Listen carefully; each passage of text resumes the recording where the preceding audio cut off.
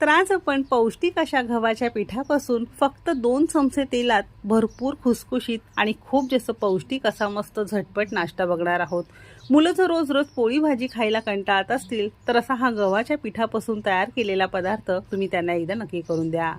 नेहमीप्रमाणे रेसिपी भरपूर टिप्ससह तुमच्यासोबत मी शेअर केलेली आहे, म्हणून ती अगदी शेवटपर्यंत नक्की पहा। तुम्हा सगळ्यांना एक निवेदन आहे, तुम्हाला जर माझ्या रेसिपीज बघायला आवडत असतील तर कुकिंग तिकीट मराठी चॅनेलला सबस्क्राईब करा आणि बाजूची बेल घंटा नक्की क्लिक करा। चला तर मग